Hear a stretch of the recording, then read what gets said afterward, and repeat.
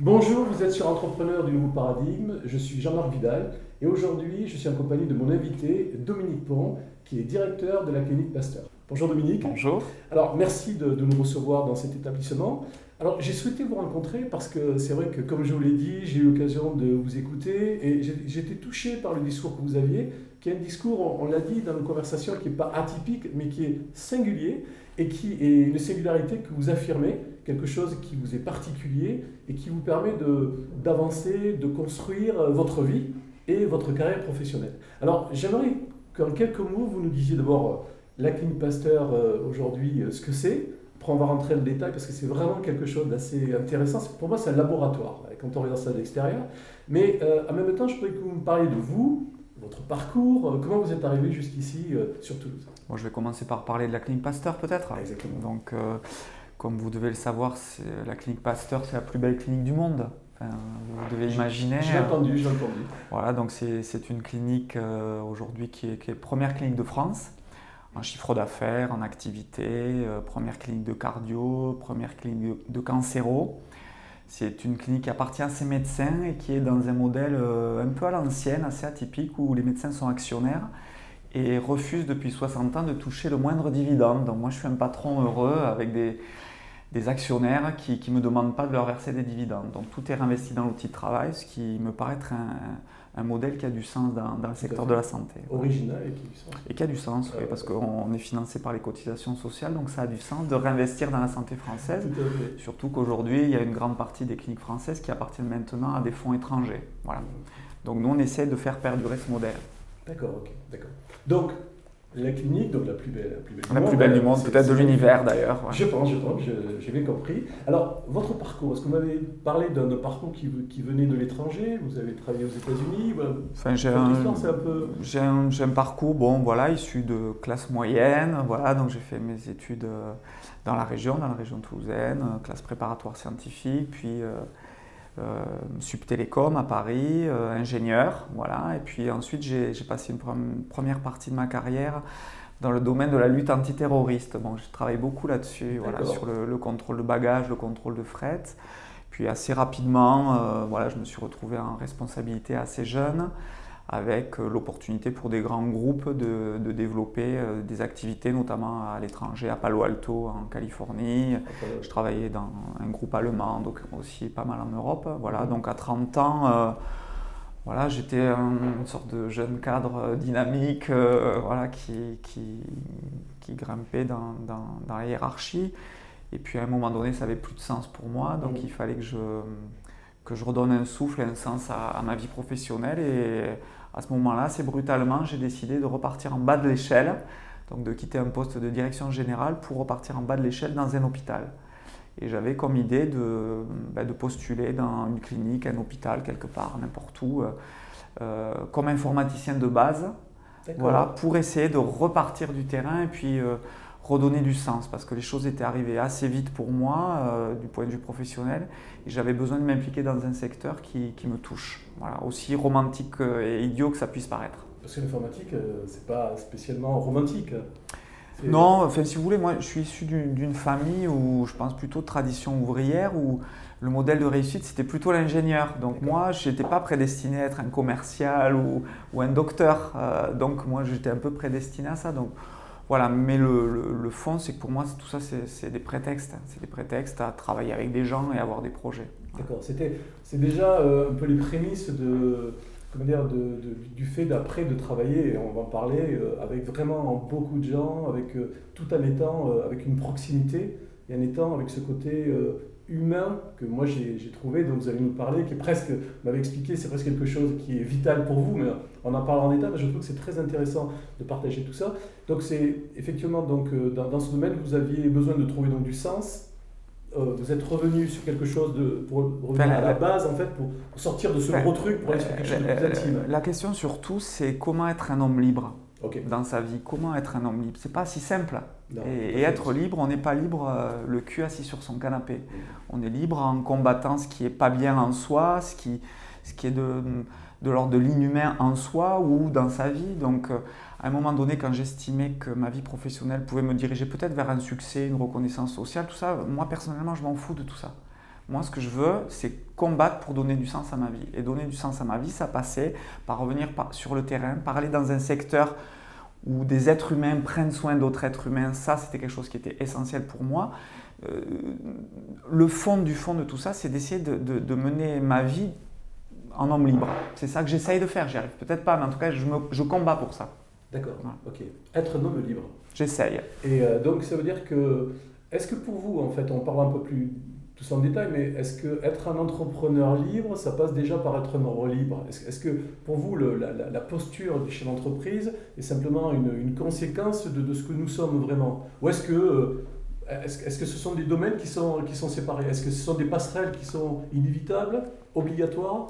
Moi, ce que je crois surtout, c'est qu'on est devenu complètement fou et schizophrène dans le monde du travail, quoi.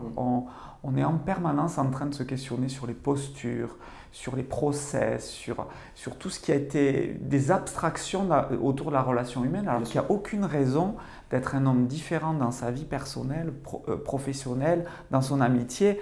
On doit être dans une logique de cohérence globale. Moi je ne vois pas pourquoi je ne donnerais pas de sens à ma vie, y compris quand je suis au travail. Moi, pourquoi je suis manager? Je suis manager juste parce que le seul truc que je sais faire dans la vie, je suis un mec plutôt médiocre, mais le seul truc que je sais faire dans la vie, c'est influencer les gens. Depuis tout petit, c'est comme un talent, je ne sais pas, donc, je sais influencer les gens. Donc on m'a dit, ça s'appelle manager, ça. Alors j'ai dit, bon, ok, je vais être manager.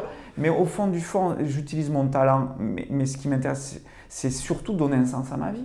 Et donner un sens à sa vie, essayer de vivre en homme libre, en homme aimant, dans la relation, dans quelque chose qui a du sens pour moi.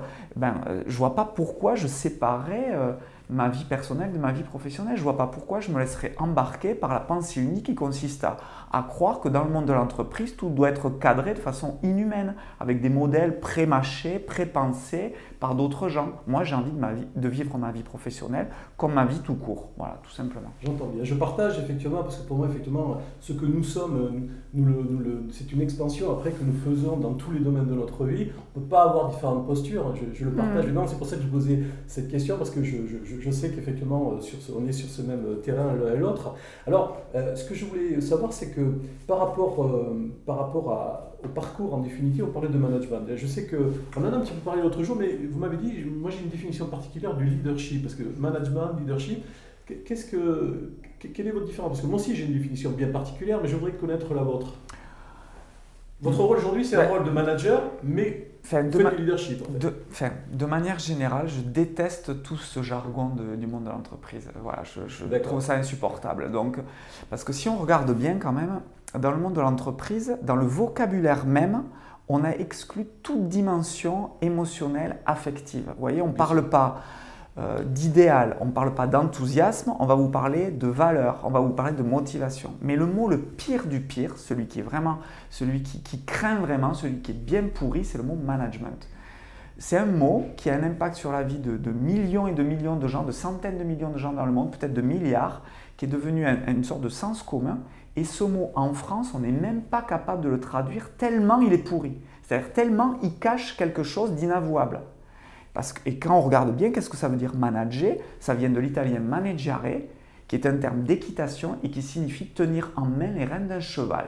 Donc ça veut dire concrètement qu'on nous demande de faire ça. Mais moi, je ne veux pas faire ça. Manipuler, par exemple, c'est ça. Donc moi, je ne veux pas être un manager. Mais j'entends bien, bien sûr. Voilà. Moi, je veux juste être un humain dont le rôle, c'est d'influencer les autres. Donc c'est déjà très bizarre d'accepter cette position-là ou de se croire capable d'être en mesure ou en posture ou en capacité d'influencer un groupe humain. C'est déjà compliqué de faire ça. Donc, à minima, j'aimerais bien revenir à quelque chose d'humain et quelque chose qui ne soit pas masqué par des mots qui ne veulent rien dire ou en tout cas qui cachent un sens qui est inavouable. Moi, je n'ai pas envie de tenir les gens en laisse. Je n'ai pas envie de ça.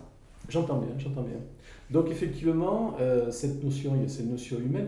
Par contre, dans la notion d'influencer, parce que il y a ce livre par exemple, Comment se faire des amis de Carnegie, mais en anglais il y a Comment influencer les gens. Pour vous c'est quoi? Parce que quel environnement vous mettez? Parce qu'influencer, on peut entendre aussi manipuler. Influencer. Bien sûr. Donc quelle est la relation? Comment vous arrivez à trouver cette position où vous êtes un être humain avec d'autres êtres humains que vous respectez? vous respectez ces gens-là. Quelle est cette alchimie en fait? De quelle façon est-ce que pour vous moi, parvenez à le faire? la base, c'est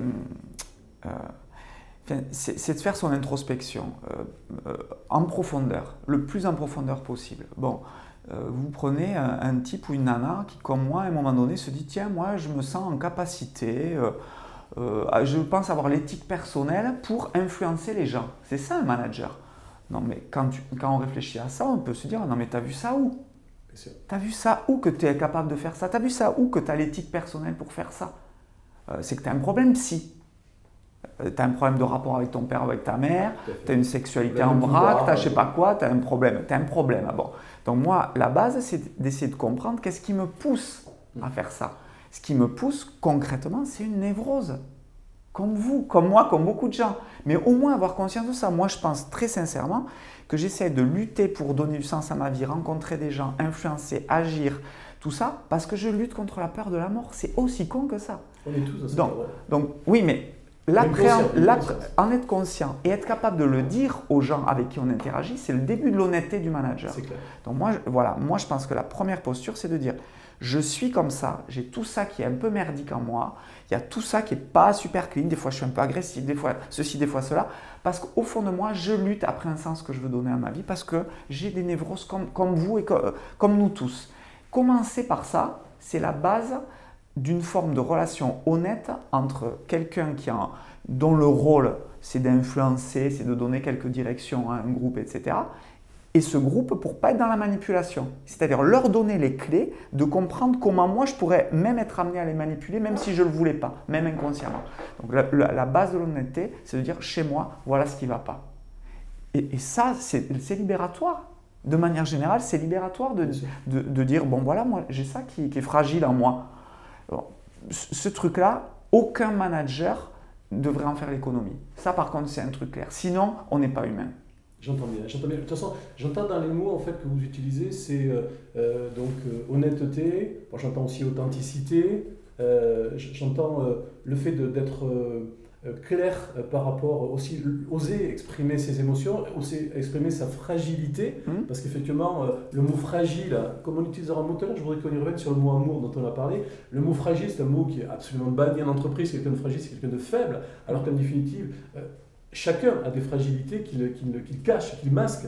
Et en définitive, le fait de les exprimer nous permet de reprendre quelque part la possession de qui on est, parce qu'on n'a pas besoin de jouer un rôle. On est soi, on peut être soi. Moi, ce que je crois, c'est que ça fait 30 ans qu'en gros, on est passé d'un modèle de management paternaliste qui infantilisait les gens à aujourd'hui un modèle de management basé sur le process où on robotise les gens.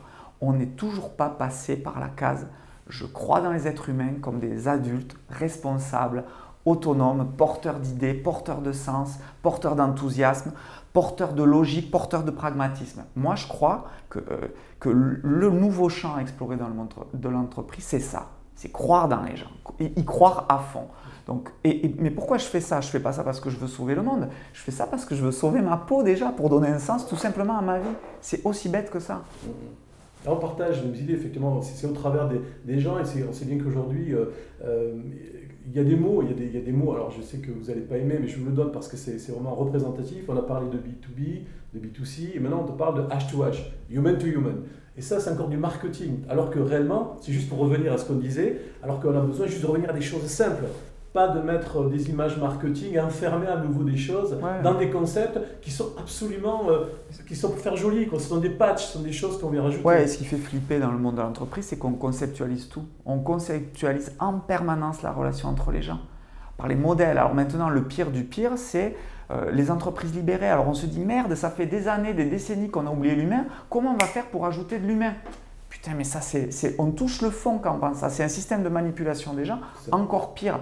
Moi, je pense qu'il faut se contenter d'essayer d'être le plus possible des êtres humains.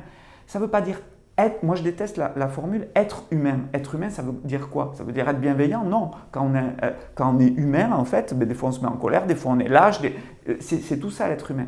Mais être un humain, c'est-à-dire sortir de ces abstractions, sortir de ces formats de schémas de pensée qui nous sont imposés, qu'on a bouffés, qu'on a intégrés comme faisant partie de la vérité, c'est sortir de ça pour juste revenir à être un être humain. Et être un être humain, c'est déjà compliqué. Faut combattre pour avoir cette liberté-là. Mais moi, je crois que c'est ce qui nous permet, dans le monde de l'entreprise, de continuer à donner un sens à sa vie personnelle, sa vie professionnelle, au sens large. Et ça, après, il se trouve que j'ai remarqué de façon empirique qu'en plus, ça peut donner des résultats sur d'autres volets d'innovation, de création de valeur, etc.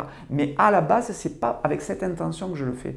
Moi, ce que j'essaie, c'est juste d'essayer de me dépatouiller, à sauver ma peau, à soigner ma névrose, à être le plus aimant possible, le plus impliqué possible, à vivre le plus intensément possible. Il n'y a que ça, au fond, qui me en quelque sorte. Disons, en fait, dans ce que vous dites, ce que j'entends, vous allez me dire si j'entends bien ça, et c'est moi une démarche aussi que j'ai fait, c'est en fait, quelque part, il faut être...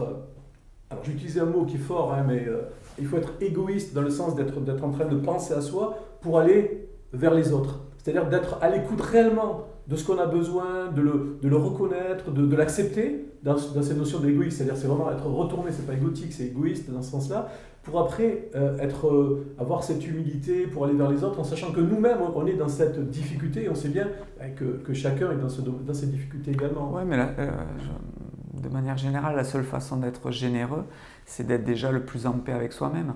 On ne peut pas être généreux avec les autres si on n'est pas en paix avec soi-même. Bien sûr. Voilà, c'est aussi bête que ça. Bien sûr, bien sûr, bien sûr. Il y a un mot tout à l'heure, dans ce que vous dites, ça me fait penser à deux choses que je partage aussi, c'est le fait de faire la différence entre personnalité et identité. C'est-à-dire personnalité, c'est évidemment tout ce dont on est emprunt, cette éducation, tout l'environnement dans lequel on est, puis cette identité, c'est d'affirmer réellement l'humain qui est en soi, être un humain. C'est ça, est-ce que c'est dans ce sens-là qu'effectivement vous le... La notion de personnalité, pour moi, se rapproche de la question de posture. C'est ça. Voilà. C'est ça. Alors que l'identité, c'est ce qu'on va chercher en soi. Tout à fait. Moi, je suis fan d'un réalisateur de films qui s'appelle David Lynch et il dit toujours, si vous nagez en surface, vous attrapez des petits poissons. Si vous nagez en profondeur, vous attrapez les gros poissons. Moi, ce qui m'intéresse, c'est d'aller chercher les plus gros poissons possibles pour ce qui concerne ma vie. Bien sûr. Voilà. Belle vie et belle plongée, hein. Belle pêche. Alors, ce qu'il y a, donc, on a parlé tout à l'heure, on va revenir sur autre chose, mais il y a un mot dans notre conversation que j'ai accroché, parce que dans la bouche d'un chef d'entreprise, c'est pour ça que j'aime beaucoup cette conversation, sont des mots qui sont pareils, qui ne sont pas dans le cadre de l'entreprise, on les laisse presque quand on rentre, c'est le mot amour. D'ailleurs, l'impression que des gens, quand ils ont une vie, ils ont des émotions, ils partagent des choses, et quand ils rentrent dans l'entreprise, tout d'un coup, ils sont dans une posture, et là, tout d'un coup, tout ce qu'ils sont, ils ne peuvent pas l'exprimer. Et l'amour, alors, comment est-ce que vous voyez cet amour? Comment est-ce que vous l'apportez? Comment est-ce que vous le partagez? Comment il se manifeste au sein de votre entreprise? En fait, c'est un long chemin pour se débarrasser de tout le prêt-à-penser qu'on nous a mis en tête depuis qu'on est petit, à l'école, dans les écoles d'ingénieurs, dans les cours de management, dans les entreprises, où on nous a dit attention, il faut se méfier de toute dimension affective et émotionnelle dans l'entreprise. C'est presque contre-productif par rapport au sens de l'entreprise. Donc il faut déjà se débarrasser de tout ça. Et petit à petit, je me disais, mais en fait, tu cherches quoi toi? Tu cherches à aimer les gens, parce que tu as envie d'aimer les gens, parce que ça me rend vivant d'aimer les gens. Et si je vous dis ce que je ressens de la Clinique Pasteur, c'est que j'aime profondément les gens de la Clinique Pasteur. Je les aime. C'est aussi bête que ça. Vous aimez les êtres humains qui sont... Et je les aime. Oui, oui. Voilà. Donc pourquoi dans le monde de l'entreprise, on devrait se soustraire à cette pensée-là? Honnêtement, je ne vois pas. Donc, alors je fais un petit jeu, on va dire, dialectique autour de ça, c'est que je dis, il y a une très belle définition de l'amour, qui est une définition de Lacan, qui est, Lacan disait, aimer, c'est donner ce qu'on n'a pas à quelqu'un qui n'en veut pas. Aimer, c'est donner ce qu'on n'a pas à quelqu'un qui n'en veut pas. Manager, c'est pareil. Bien sûr. Manager, c'est donner ce qu'on n'a pas à des gens qui n'en veulent pas. Tous les managers vous diront, c'est ce qu'on fait toute la journée. Donc pour moi, ça démontre que manager et aimer, c'est la même chose. Et si on raisonne comme ça, alors bien sûr, je suis pudique comme tout le monde, je ne dis pas à tout bout de champ, je t'aime, etc. Mais j'essaie de donner toute ma vie, toutes mes forces, toute mon âme pour les gens d'ici, avec la même force que je pourrais donner aux gens que j'aime, parce que je les aime. Et si je fais ça, je ne dis pas que ça sera parfait, je ne dis pas qu'on ne s'engueulera pas, ce n'est pas tout rose tous les jours, mais ça donne ce supplément d'âme et ce supplément de sens à ce que je veux faire de ma vie. Et quand on fait ça, j'ai remarqué de façon empirique, sans le conceptualiser, sans le modéliser, que ça contamine. Bien sûr. Autant la défiance, la méfiance, l'agressivité, la violence est contaminante, autant la confiance et l'amour sont aussi contaminantes. Bien sûr. Voilà, mais ça, je dirais, c'est une conséquence, c'est pas mon intention initiale. Mon intention initiale, c'est d'essayer d'être le plus en accord possible avec moi-même. Et être en accord possible avec moi-même, c'est être en position d'influence, parce que c'est le seul talent, c'est le seul truc que je sais faire dans la vie. Je trouve que c'est ça. Et donner un sens à ma vie, c'est être le plus aimant possible, le plus que je pourrais d'aimer les gens. Voilà. Et des fois, je me mets en colère, des fois, je ne suis pas content, des fois, je râle, des fois, j'ai peur, comme tout le monde. Mais malgré tout, j'ai ce sentiment-là vis-à-vis des gens avec qui je travaille. Moi, ce que j'entends aussi, vous allez me dire, c'est dans cette notion d'influence, j'ai l'impression que c'est, et ce que je ressens aussi dans les conversations qu'on a eues, dans les fois où on s'est rencontrés, c'est qu'en fait, c'est plus un état d'être qui influence, plus que les mots. C'est plus ce que nous sommes, ce que nous dégageons. J'ai entendu dernièrement quelqu'un qui a dit cette phrase, je trouvais ça très intéressant, c'est dire, c'est faire rire, et faire, c'est faire taire. Je trouvais ça absolument, je ne connaissais pas cette phrase, je ne sais pas si c'est cette personne qui l'a inventée, mais en tout cas, je trouvais ça très puissant. Et c'est vrai que, pour ça que je vous posais la question tout à l'heure dans le terme d'influencer, parce que quand je vous entends parler d'influencer, on entend manipulation, voilà, bien manipulation. Alors que moi, ce que je ressens, et c'est pour ça que je vous posais la question, c'est plus cet état d'être qui en fait qui contamine, qui effectivement agit au-delà des mots qui font rire en fait. Voilà. Alors moi, j'utilise vraiment sciemment le mot influencer. Parce qu'on est tout le temps sur la corde raide quand on est manager.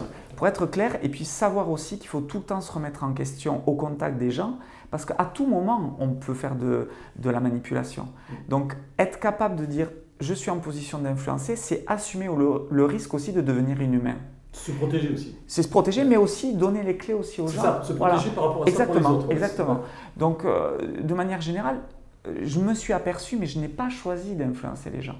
Je me suis aperçu que par mes postures, des fois par mes silences, par mes actions, par mes engagements, il se trouve que ça a influencé le comportement des êtres humains à côté de moi. Mais je ne l'ai pas choisi. Et je sais, et que c'est un combat pour moi, c'est que mettre ce talent-là au service de quelque chose qui soit profondément éthique, qui soit profondément moral. Et ça, c'est un combat de tous les jours. Ce combat, je ne le mène pas seul, je le mène au contact des gens qui eux-mêmes peuvent me renvoyer ce qui déconne chez moi. Et c'est ça, et c'est cet équilibre-là, pour ne pas devenir une espèce de professionnel de l'intellect, de la conceptualisation, de mec qui va faire les conférences, tout ça. Moi, je vais être au cœur, auprès des gens pour qu'eux-mêmes me remettent et me re-questionnent et me remettent en question. Et c'est ça, en fait, c'est la seule façon d'être un être humain. C'est d'être toujours au contact et d'accepter et d'évoluer en fonction de ce que nous renvoie notre environnement par rapport à ce qu'on est. Mais il se trouve que j'ai cette capacité d'influencer les gens, donc il faut bien que j'en fasse quelque chose. Quelque chose d'éthique. J'essaye en tout cas, j'essaye. Voilà. Alors, puisqu'effectivement on parle des gens, on parle de cette façon de faire que vous avez, je sais que vous avez mis en place quelque chose qui est au sein de votre établissement, c'est le vie, ta vie. Je trouvais ça très intéressant. Donc, qu'est-ce que vous faites? Parce que souvent, dans le cadre d'une organisation, on a souvent le manager qui est un peu à la tête, il y a des gens qui sont responsables, mais concrètement, il est un peu submergé par un ensemble de tâches et il n'est pas au contact des gens. Vous avez une façon de faire qui est absolument, je trouve, admirable, surtout dans un hôpital, parce que ça touche à un ensemble de choses. C'est pas juste... voilà. Expliquez-nous ce que vous faites pour être auprès de vos collaborateurs et des personnes. En fait, Pasteur, c'est 1400 personnes. Bon, je ne connais pas tout le monde individuellement, c'est vraiment impossible. Mais je mise tout, vraiment absolument tout, sur les gens. Donc, quand on dit qu'on mise tout sur les gens, c'est-à-dire qu'on mise sur une forme de confiance qu'on leur fait, confiance qu'on leur donne et confiance de ce qu'eux vont nous apprendre. Donc, par rapport à ça, je fais à peu près entre 70 et 75 réunions par an, jour et nuit avec le personnel. C'est-à-dire que c'est beaucoup dans une année. Donc, je passe beaucoup de temps à aller les rencontrer, à ce qu'ils viennent me parler, à ce qu'ils viennent me proposer des projets, moi-même à leur expliquer où sont mes difficultés, être dans une logique totale de transparence entre la femme de ménage et le médecin actionnaire. Tout le monde a le même niveau d'information et je tiens énormément à ça pour leur signifier par des actes que je crois en eux et que c'est eux qui vont tout porter. Bon. En plus de ça, pour essayer de m'immerger, de comprendre et de ressentir ce qui se passe sur le terrain, on va dire 5-6 fois par an, je fais des sortes d'immersions où je vais passer une journée brancardée. Je vais passer une journée en restaurant, à la restauration, à la plonge, en cuisine. Je vais à la stérilisation, laver les instruments avec les gens, avec les opérateurs. Je vais aider à la toilette au lit avec des aides-soignants, etc. Donc ça, au début, il y a 3 minutes, on dit ouais, est-ce que c'est pas démago, nanana, tout ça. Mais au bout de 3 minutes que vous passez avec les gens, c'est terminé ça. Le seul sentiment qui reste, c'est que moi, j'apprends à leur contact. C'est-à-dire que j'apprends et eux sont fiers de me montrer ce qu'ils font de magnifique. Et j'ai vécu des expériences, mais belles à pleurer, de voir ces gens profondément investis de mission, qui mettent une dimension éthique, morale, un amour des patients ou un amour de leur travail, qui donne un souffle pas possible à l'entreprise. Et donc moi, mon job, c'est d'aller constater ça, d'échanger avec eux. Ils me disent aussi ce qu'ils déconnent. Hein. Ils me disent, vous devriez changer ceci, cela. Et c'est super ça. Et mon rôle à moi, c'est de témoigner de ce que j'ai vu de ces héros du quotidien. Et en faisant ça, de proche en proche, ben, les gens après peuvent être maîtres de leur destin. Et moi, je pense que le rôle du manager, c'est pas de déterminer le destin collectif, c'est de leur restituer leur capacité à prendre leur destin en main. Et pour faire ça, il faut aller le plus possible au contact. Mais des fois, je me fais allumer. Et j'adore ça. J'adore ça quand je sais pas, un agent d'entretien me dit « Ouais, mais regarde, il y a ça qui déconne parce que tu n'as pas assez investi. » Je dis « Ouais, tu as raison, je me suis planté là. » D'un autre côté, je lui dis « Moi aussi, je pense que là, tu pourrais faire un effort supplémentaire parce que je suis un être humain. » Bien sûr. Parce que je suis un être humain, que j'ai un dialogue comme ça avec eux. Et ce n'est pas rose tous les jours parce que ce sont des métiers durs, la santé. C'est très mal payé, la santé. Ce sont des gens qui font un travail fantastique. On a très peu de moyens pour leur donner des moyens financiers à nos salariés. Donc, on galère. Et c'est difficile de leur dire « Ok, je sais que vous êtes mal valorisé au niveau financier, au niveau salarial. Aujourd'hui, on n'a pas les moyens. Mais je vous demande quand même de mettre tout votre cœur, toutes vos forces. » C'est un truc qui nécessite d'être dans un rapport humain et qu'eux puissent m'exprimer aussi leur malaise. Je crois à ça. Et ça doit passer par ce contact-là. Ça doit passer par ce contact humain. Voilà. J'aime beaucoup cette notion et c'est la première, je pense que beaucoup de managers pourraient s'inspirer, c'est de parler de ses collaborateurs comme des héros du quotidien. Je trouve que c'est une belle expression et c'est quelque chose qui... voilà, je trouve que c'est... Ah, mais c'est le cas. Hein. Voilà, sur le terrain, vous voyez des choses... J'entends bien, mais le reconnaître, c'est aussi quelque chose de très particulier parce que ça peut être, mais souvent c'est un peu comme dans la vie de tous les jours, on a du mal à dire aux gens quand on se trouve dans un hôtel merci de l'accueil ou dans un restaurant vraiment ça a été super. Beaucoup de gens ont du mal comment dire, à dire c'est bien. Voilà. Et beaucoup de gens ont cette difficulté et d'utiliser le mot héros et que je trouve magnifique et dans le sens je l'entends bien. Je trouve ça, c'est pour ça que je veux mettre l'accent dessus parce que je trouve que c'est vraiment une reconnaissance, un amour aussi du travail qui est fait, de l'implication qui est donnée, qui est derrière ce mot. Enfin, il n'y a pas très longtemps, je vous raconte une petite anecdote assez récente. Il n'y a pas très longtemps, je faisais une immersion dans un service de cancérologie. Et il y a une personne qui est ce qu'on appelle une socio-esthéticienne, c'est-à-dire qu'elle travaille avec les patients pour tout ce qui est perte des cheveux, avec les femmes justement, où l'appréhension de leur corps qui se dégrade un peu, quelque chose de compliqué. Et donc j'ai suivi une patiente, c'était une dame très stressée qui avait un cancer et très stressée et qui focalisait sur ses mains qui pelaient. Et toute son angoisse était focalisée là-dessus, elle était devenue obsessionnelle là-dessus. Et donc j'ai suivi cette dame dans sa consultation avec la socio-esthéticienne de la clinique Pasteur. Et pendant une demi-heure, elle lui a juste passé de la crème sur la main, lui a expliqué, lui a donné des conseils de pommade. Elle lui a caressé la main pendant une demi-heure. Au bout d'une demi-heure, cette dame, elle avait retrouvé confiance dans la vie. Il s'était passé quelque chose de profondément magnifique. Je vous le dis, j'avais les larmes aux yeux. Je l'entends bien. J'avais les larmes aux yeux de me dire, mais c'est ça que je dois apprendre, moi, dont le rôle c'est d'influencer, etc. Ce que je dois apprendre, c'est de m'apercevoir, de me rendre compte, de valoriser et d'aimer les gens qui font ça sur le terrain. Parce que ça, c'est magnifique. Voilà. J'entends. Et c'est tout simple comme expérience.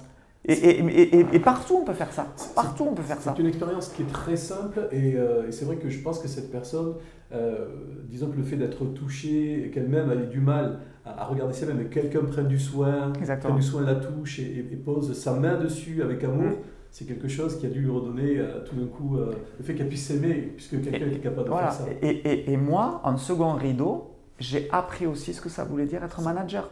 Et manager, ça voulait dire quoi? Ça voulait dire constater que les gens sur le terrain sont magnifiques et les gens font un travail fantastique. Reconnaître ça en vrai, pas dans du PowerPoint en assemblée générale, sur le terrain, je pense que ça a du sens et pour elle et pour moi. Bien sûr, voilà. Bien sûr.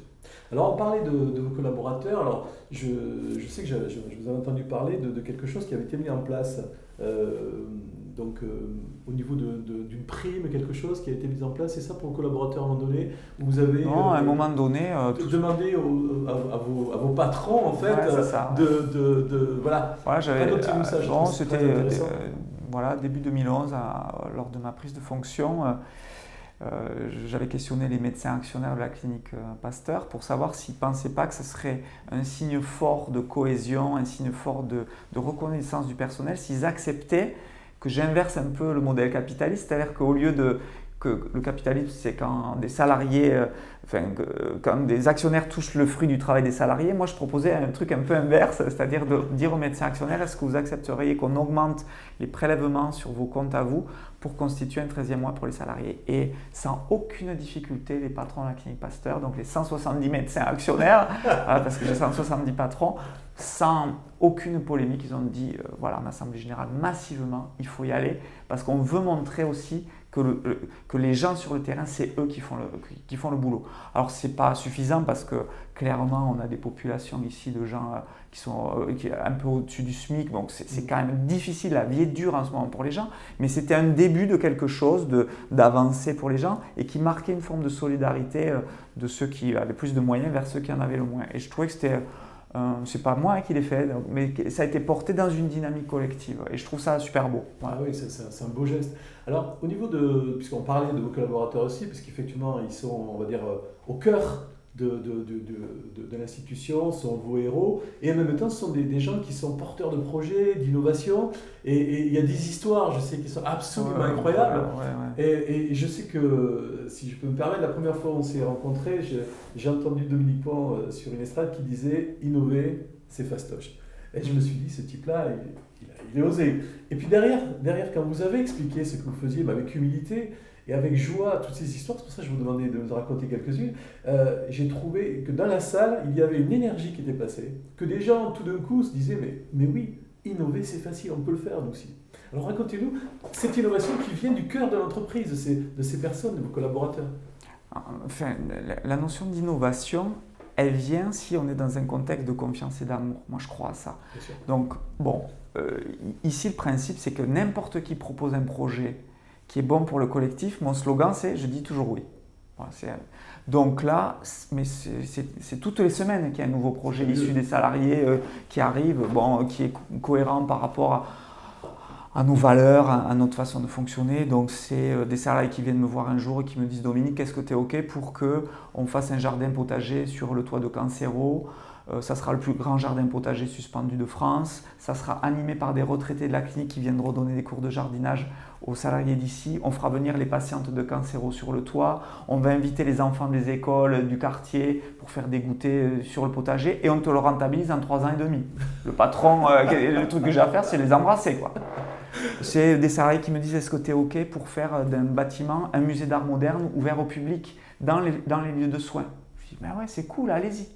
C'est des salariés qui me disent « Dominique, est-ce que tu es OK pour qu'on monte tout un système de parcours pédagogique pour les enfants des écoles et des CLA et des quartiers en difficulté pour leur faire découvrir ce que c'est un bloc opératoire. On va leur montrer des microbes au microscope, on va leur donner des infos sur la nutrition, on va inviter l'UNICEF qui viendra parler de l'enfance et de la maladie dans le monde. » Qu'est-ce que je fais? Je dis « Ouais, c'est cool, c'est le seul truc que j'ai à faire. Moi, mon boulot, c'est fastoche. C'est de dire « Ouais, c'est cool. » C'est une aide-soignante, Martine Belloc, qui vient me voir il y a 6 mois, qui me dit « Bon, elle ne me tutoie pas. » Elle me dit « Bon, monsieur Pont, je suis aide-soignante de nuit dans un service de rhumato. Ça fait 25 ans que je bosse. Franchement, j'en ai ras-le-bol de mon job. Vous pouvez me dire confiance, amour, tout ça. Moi, franchement, j'en ai ras-le-bol. Par contre, je suis très investi dans une assoce de quartier à Bagatelle. Ça me ferait vraiment plaisir que je vous invite à bouffer à la sauce de quartier de Bagatelle. » Elle me dit « Je viens vous chercher en bagnole, ça vous évitera de garer le scooter là-bas. » Bon. Donc elle m'amène, je rencontre les gens de cette association qui travaillent sur la réinsertion des jeunes des quartiers, leur trouver des jobs, etc. Je leur dis « Il y a un truc à faire, venez visiter Pasteur, venez voir ce qu'on fait. » Et puis de là se tisse un partenariat. On nomme des gens dans nos équipes, plutôt issus de l'immigration, à la pharmacie, à la stérilisation, donc des gens de terrain qui parrainent des jeunes des quartiers pour leur faire découvrir le monde de la santé, puis les premiers stages, puis les premières embauches. Et là, tout à l'heure, juste avant de venir en réunion, j'avais le retour qui me disait qu'il y a une femme de ménage qui a été embauchée et dont le travail est magnifique. Et donc, ce qui compte là-dedans, c'est des choses toutes simples, mais ça veut dire qu'un jour, Martine Belloc, aide-soignante au 3e étage, a dit je veux donner un sens à ma vie. Je vais proposer un projet qui a du sens pour moi. Et si cette nana-là, on l'aide, on la soutient et on lui offre le cadre et on l'aide de toutes nos forces, il se passera de belles choses. C'est le service informatique qui me dit Dominique, tu es OK pour créer un incubateur de start-up, ça va être le plus gros de France dans la santé. Je dis ben ouais, c'est cool, on y va. Et tout est à l'avenant. C'est une équipe qui est venue me voir un jour, me dit Dominique, tu fais chier, il n'y a pas de process, tu ne nous imposes rien. On veut être les premiers en France à avoir la certification européenne environnementale et en développement durable. On va réduire de 30% nos déchets, on va réduire la consommation d'eau de 40%, on va mettre en place tout un système qui va enlever tous les composés organiques volatiles et on va avoir la certification et on va être les premiers en France à l'avoir. Le seul truc que je fais moi, c'est pas de leur imposer ça, c'est de leur dire si vous faites ça, je donnerai ma vie pour que vous y arriviez. C'est beau, très beau. Enfin, c'est beau, je ne sais pas si c'est beau, mais en tout cas, c'est la seule façon pour moi d'être un homme vivant et libre. Voilà. Quand je dis c'est beau, c'est qu'effectivement, je partage évidemment tout ça, c'est le fait d'abord de dire ok, allez-y, voilà. Même si on est dans un cadre qui est un cadre assez fermé, on peut dans ce cadre innover et toucher des domaines, des secteurs qui sont complètement divers et variés, connexes parfois, mais à des années-lumière. Si c'est en phase avec les principes moraux qu'on défend, c'est-à-dire l'excellence, l'éthique, l'innovation, si on est là-dedans, on est en phase avec ce qu'on partage comme idéaux. Et si on est en phase avec ça, de toute façon, ça sera positif, si c'est bon pour le collectif. Moi, je crois à ça. Mais après, je suis comme n'importe quel chef d'entreprise. Après, il y a toute la quincaillerie administrative, juridique, financière, tout ça. Mais tout ça, c'est qu'une conséquence d'un idéal qu'on cherche à atteindre. Et tous les jours, c'est pas rose. Tous les jours, on galère. Tous les jours, il y a des choses où je me dis, je suis pas bon. Tous les jours, il y a ça. Mais si on est dans cette façon d'être vivante, mais par contre qu'on ne lâche pas sur les principes, qu'on ne lâche pas sur les valeurs, qu'on ne lâche pas sur nos idéaux, ben moi je me dis, il y a des choses belles qui se passent chaque fois. Et c'est ce que j'ai toujours vécu depuis que je suis tout petit. J'ai toujours vécu ça. Je ne sais pas le prouver, je ne sais pas le conceptualiser, je ne sais pas le modéliser, mais j'ai toujours remarqué que ça a toujours fonctionné vers quelque chose qui tracte, qui tire. Voilà. Et il se trouve qu'aussi les résultats économiques sont là, mais je ne cherche pas à la base à avoir ça. Je cherche d'abord à ce qu'on ait un sens collectif. On parlera des résultats peut-être économiques à la fin, parce que c'est vrai que dans tout ce déroulement, évidemment, il y a aussi une entreprise qui fonctionne. Alors, donc là, on a vu nos collaborateurs. Donc dans les histoires, je sais qu'il y a aussi, vous aviez parlé de quelque chose qui m'avait marqué. Effectivement, il y a une start-up que vous aviez contacté, enfin une histoire avec une start-up où pour suivre des clients à l'extérieur, vous étiez rendu compte qu'il y avait quelque chose à mettre en place, il me semble. Des startups, aujourd'hui on en suit 15, voilà, on est au capital de 15 startups, tout ça. Non. Donc il y a 15 startups aujourd'hui que vous suivez, c'est ça ? On est là, puis on a pris des participations au capital chaque fois pour essayer de les aider à développer, donc on a créé un petit écosystème. Non, des belles histoires sur les startups, il y en a des tonnes. Une récente là qu'on accompagne, c'est une petite startup d'un Ivoirien et d'un Sénégalais qui habite Toulouse et qui travaille sur une sorte de carte vitale pour l'Afrique avec une plateforme en fait où les expatriés peuvent transférer de façon sécure de l'argent à leur famille au pays, mais dédié à la santé. Donc voilà, des gens qui galèrent un peu parce qu'ils n'ont pas de fonds, et donc là on travaille avec eux pour les aider à développer cette plateforme de façon sécurisée. Mais ça, si on fait ça comme beaucoup d'autres dynamiques sur l'hospitalisation à domicile, on a développé plein de choses autour de ça. On a créé un dossier patient informatisé qu'aujourd'hui est utilisé partout en France. Bon, voilà. Mais le fond du fond, c'est que si on pense que c'est quelque chose qui est utile sur le terrain, qui est en phase avec une vision humaine des choses, que c'est raisonnable évidemment d'un point de vue financier, on essaye d'aider. Et ça, c'est pas moi qui décide de tout, c'est mon équipe, toute l'équipe qui dit bon, on a envie de soutenir ce projet, on va aider. D'accord. Alors, donc, on a parlé de tout ça, mais il y a une chose que je voudrais parler aussi, je trouvais que c'est très intéressant, c'est les partenariats en fait. Parce que je sais, j'en ai en tête, mais bon, je pense qu'il va y en avoir plein d'autres. Les partenariats, je sais qu'il y avait un partenariat qui avait été mis en place avec le laboratoire Fabre, avec la biscuiterie Pout, où il y avait un biscuit qui était intelligent. Il y avait quelque chose de particulier. Ouais. C'était quoi? Ça, c'est une histoire super rigolote. Voilà, pour ça je trouvais ça très... Ouais, mais qui montre d'ailleurs que, à la base, il ne faut pas qu'il y ait une intention déconnectée de l'humain. En fait, ce qui s'est passé sur cette histoire du biscuit, qu'on appelle le biscuit connecté, c'est que moi j'aime vachement Carlos Vercaeren. Voilà, c'est un type que je trouve super, on se connaît depuis longtemps. J'adore ce qu'il a essayé de faire, tout ce qu'il a porté chez Put, etc. Puis on se connaissait, on visitait nos entreprises respectives, etc. Nos équipes commençaient à se croiser, puis on s'est dit, mais il faut qu'on fasse un truc ensemble juste parce qu'on s'aime. Donc il m'a dit, moi je fais des biscuits, moi je suis un établissement de santé. On s'est dit, pourquoi on ne ferait pas un biscuit qui soigne? Ça a été le début de l'idée. Donc on s'est dit, ouais, nous on travaille beaucoup en matière d'alimentation. On a retravaillé tous nos menus pour être engagés dans une démarche qui s'appelle la démarche Bleu Blanc Cœur, qui est une association qui rééquilibre le rapport oméga 6, oméga 3 dans l'alimentation, avec des petits producteurs, avec le lin notamment dans les céréales, avec des bêtes élevées à la graine de lin, etc. Bon. Donc nous on a toute cette démarche forte à Pasteur, et je lui ai dit, mais si on fait un rapport bien équilibré, un biscuit bien rééquilibré en rapport oméga 6, oméga 3, on peut faire un petit biscuit qui soigne et dont on peut prouver par A plus B qu'il est bon pour la prévention des risques cardiovasculaires et des risques de cancer. Donc on a mis au point, on a travaillé avec un céréalier local qui est Arteris, qui a voulu se mêler au truc. Donc toujours pareil, la dynamique entraîne la dynamique. Et puis dans le cadre de notre incubateur, on avait rencontré une start-up toulousaine qui s'appelait Youblim et on s'était dit, Youblim qui faisait des espèces de tags, c'est ça, le tag. Type QR code, mais qui marchent super bien en réalité augmentée.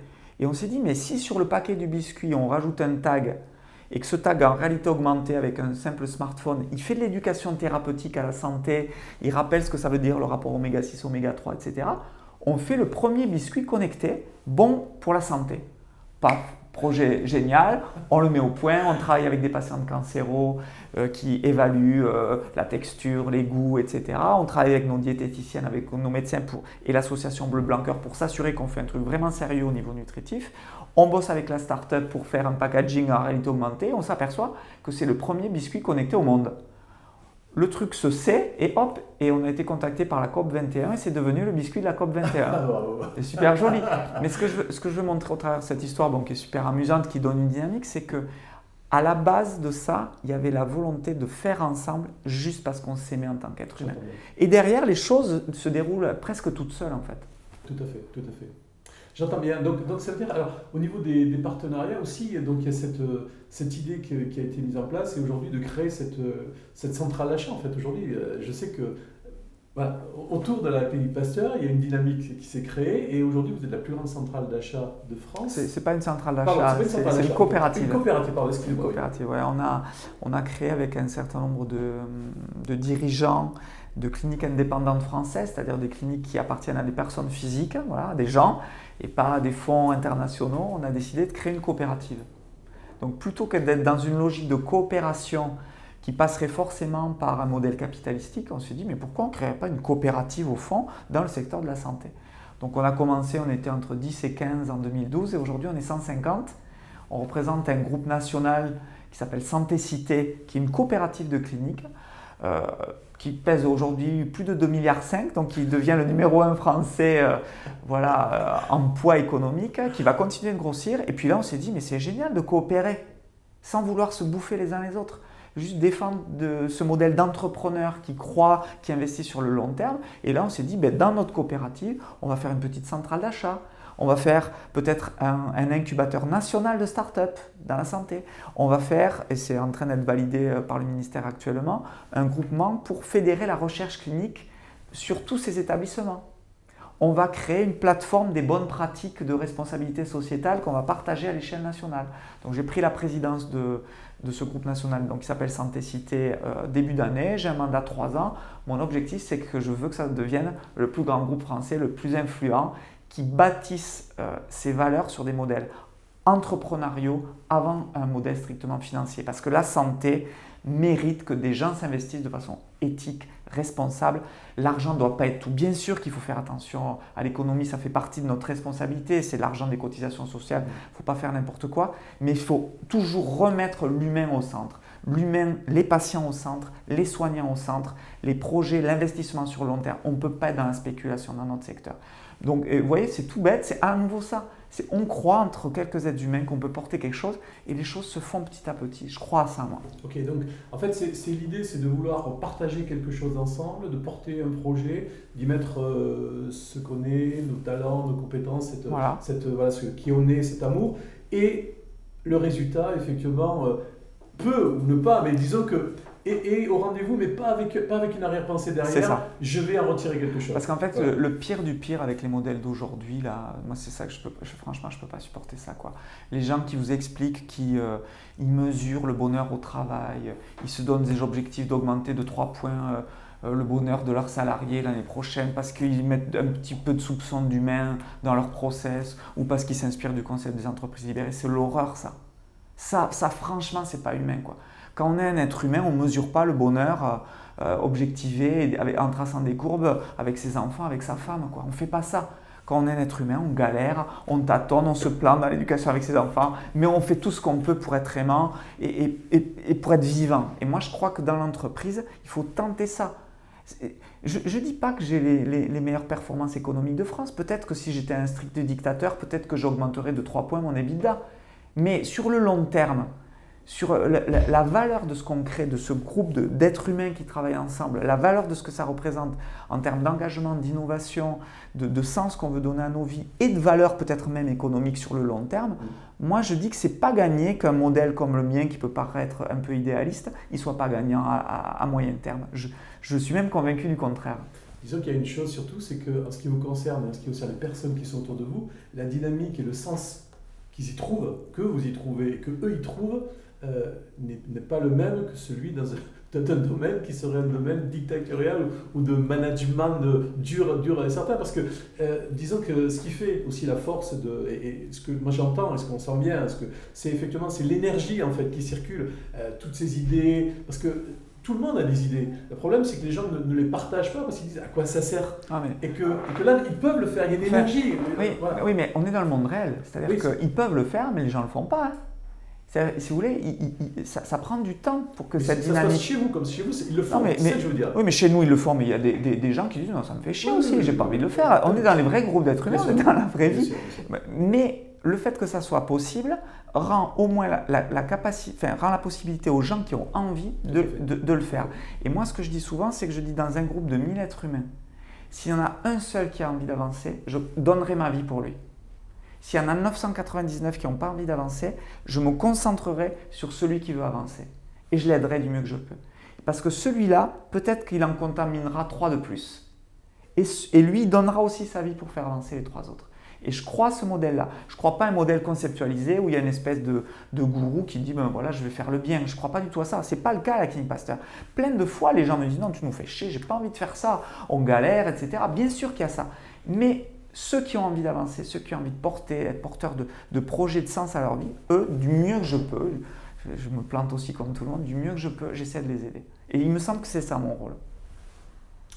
Alors, pour terminer, on va parler des résultats, parce qu'on en a parlé, ça a été sous-jacent, parce qu'on entend bien dans les choses qui sont d'entreprise, il y a des choses qui se passent, des choses qui grandissent, et vous avez des objectifs. Alors, aujourd'hui, vous me dites effectivement, je ne fais pas ça pour le résultat, mais le résultat, c'est la conséquence de tout ça.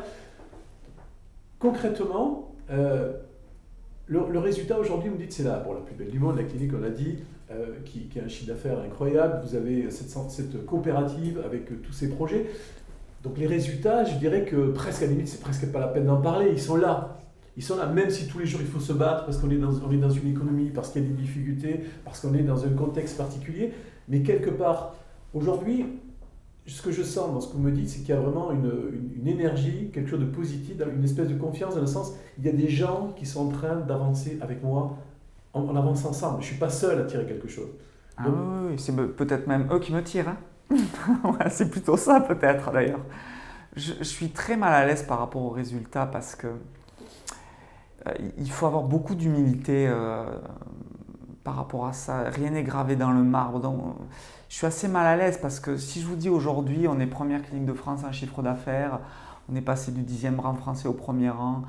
Si je vous dis qu'on a pris la cotation Banque de France et 3+, qu'il y a très peu d'établissements qui l'ont eu, si je vous dis qu'en termes de dynamique, on va avoir le premier cardio center d'Europe peut-être en taille. Vous allez me dire, ouais, ça prouve que le modèle marche. Mais moi, je ne veux pas qu'on dise ça. J'entends bien, Je ne veux pas qu'on dise ça. Parce que peut-être que quelqu'un avec une vision de dictateur ferait même mieux que moi. J'en sais rien.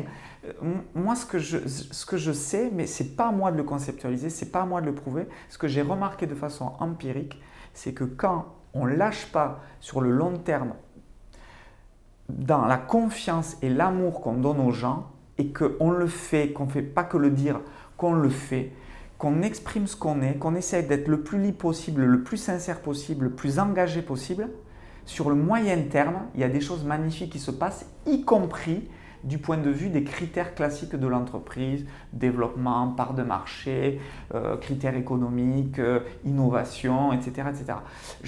Mais moi, je ne veux pas le prouver et je ne veux pas que ça soit… que ça justifie mon action. Mon action, elle est justifiée en soi.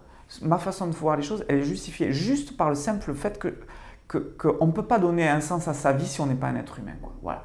Les conséquences, c'est à d'autres de le modéliser. Ce n'est pas à moi de le modéliser. Bien sûr, je suis super content que là, je fais les réunions d'information personnelle sur les résultats de 2016 quand je leur dis « Putain, mais c'est génial, voilà ce que vous avez fait. C'est génial, regardez les courbes de croissance, c'est fantastique ce qu'on fait actuellement. Regardez tout ce qui se passe dans tous les sens. On aura refait totalement l'immobilier de la clinique en 10 ans sur nos propres deniers juste parce que vous avez super bien bossé. » Bien sûr, je suis content de leur restituer, mais même si on n'avait pas ça, je leur dirais toujours « Battez-vous pour être des êtres humains, battez-vous pour votre liberté, battez-vous pour être engagé, battez-vous pour être solidaire. Donnez du sens à votre vie, essayez en tout cas, essayez de le faire. Moi, j'essaierai de vous aider. Et dites-moi si je merde, dites-moi si je déconne, dites-moi si vous n'êtes pas d'accord. Voilà. Pour qu'on puisse être toujours dans quelque chose qui se construise de façon vivante. Voilà comment je sens les choses. Si je peux me permettre, je dirais que effectivement, ce que je sens, c'est que vous n'avez pas envie qu'on modélise en fait ce que vous faites pour dire voilà, pour arriver à tel résultat, il faut faire ça.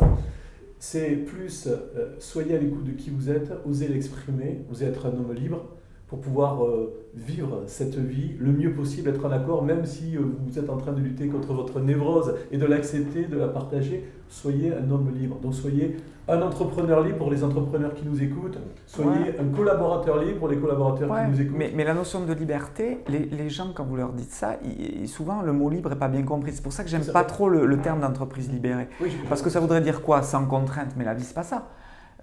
La vie, bien sûr, on est tout le temps sous contrainte. Mais libre personnellement, je dirais. Voilà, personnellement. Exactement. Au niveau personnel, essayez d'être le plus libre possible. Et après, vous êtes dans un monde qui est forcément contraint, mais ça ne vous empêche pas d'être un être humain, du mieux que vous pouvez en tout cas.